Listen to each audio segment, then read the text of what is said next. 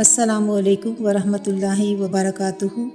Islamic library studio YouTube channel سے حضور نبی اکرم صلی اللہ علیہ وآلہ وسلم سے توسل پر مشتمل 40 احادیث مبارکہ میں آج ہمارا موضوع ہے حضور نبی کریم صلی اللہ علیہ وآلہ وسلم کے وسیلہ سے حضرت آدم علیہ السلام کی توبہ کا قبول ہونا۔ تو آغاز کرتے ہیں۔ حضرت عمر بن خطاب رضی اللہ عنہ سے مروی ہے کہ حضور نبی اکرم صلی اللہ علیہ وآلہ وسلم نے فرمایا، جب حضرت آدم علیہ السلام سے خطا سرزد ہوئی تو انہوں نے بارگاہ الہی میں عرض کیا، اے پروردگار، میں تجھ سے محمد صلی اللہ علیہ وآلہ وسلم کے وسیلہ سے سوال کرتا ہوں کہ میری مغفرت فرما۔ اس پر اللہ تعالیٰ نے فرمایا، اے آدم،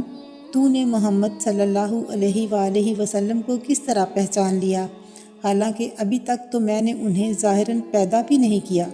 حضرت آدم علیہ السلام نے عرض کیا، اے پروردگار، جب تو نے اپنے دست قدرت سے مجھے تخلیق کیا اور اپنی روح میرے اندر پھونکی، میں نے اپنا سر اٹھایا تو عرش کے ہر ستون پر لا الہ الا اللہ محمد الرسول اللہ لکھا ہوا دیکھا،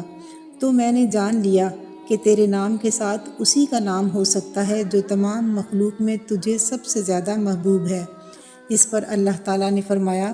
اے آدم، تو نے سچ کہا ہے، مجھے ساری مخلوق میں سے سب سے زیادہ محبوب وہی ہیں،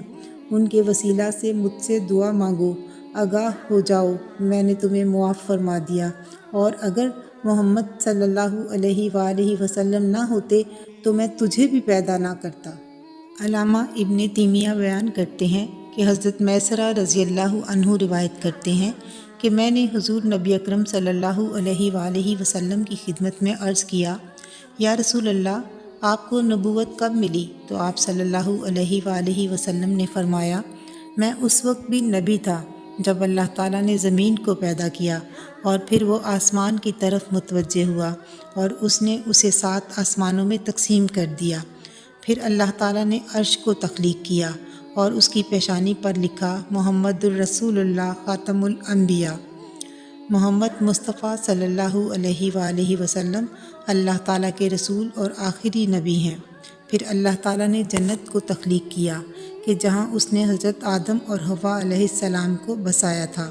تو جنت کے دروازوں، درختوں کے پتوں، خیموں اور محلات پر میرا نام لکھا۔ اس وقت حضرت آدم علیہ السلام ابھی روح اور جسم کے درمیانی مرحلہ میں تھے۔ پھر جب اللہ تعالیٰ نے انہیں حیات بخشی تو انہوں نے عرش پر میرا نام لکھا دیکھا۔ تب اللہ تعالیٰ نے انہیں خبر دی کہ اے آدم، وہ تیری اولاد کے سردار ہیں، اس لیے جب شیطان نے انہیں دھوکہ دیا تو انہوں نے توبہ کی اور میرے نام کو اللہ تعالیٰ کی بارگاہ میں بطور وسیلہ اختیار کیا، تو اللہ تعالیٰ نے ان کی توبہ قبول فرمائی۔ حضرت عمر بن خطاب رضی اللہ عنہ نے روایت بیان فرمائی کہ حضور نبی اکرم صلی اللہ علیہ وآلہ وسلم نے فرمایا، جب حضرت آدم علیہ السلام سے بغیر کسی ارادہ کے لغزش سرزد ہوئی تو انہوں نے اپنا سر آسمان کی طرف اٹھایا اور عرض گزار ہوئے، یا اللہ، میں تجھ سے تیرے محبوب محمد مصطفیٰ صلی اللہ علیہ وآلہ وسلم کے وسیلہ سے سوال کرتا ہوں کہ تو مجھے معاف فرما دے۔ تو اللہ تعالیٰ نے وحی نازل فرمائی، اے آدم، محمد مصطفیٰ کون ہے؟ حضرت آدم نے عرض کیا، اے مولا، تیرا نام پاک ہے، جب تو نے مجھے پیدا کیا تو میں نے اپنا سر تیرے عرش کی طرف اٹھایا، وہاں میں نے لا الہ الا اللہ محمد الرسول اللہ لکھا ہوا دیکھا، لہٰذا میں جان گیا کہ تیرے نزدیک اس ہستی سے بڑھ کر کوئی قدر و منزلت والا نہیں جس کا نام تو نے اپنے نام کے ساتھ جوڑا ہوا ہے۔ پس اللہ تعالیٰ نے وحی نازل فرمائی، اے آدم، وہ محمد صلی اللہ علیہ وآلہ وسلم تمہاری نسل میں سے آخری نبی ہیں،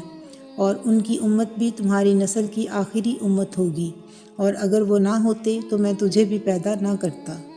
آج کے لیے بس اتنا ہی، آئندہ تک کے لیے اجازت دیجیے۔ اللہ حافظ۔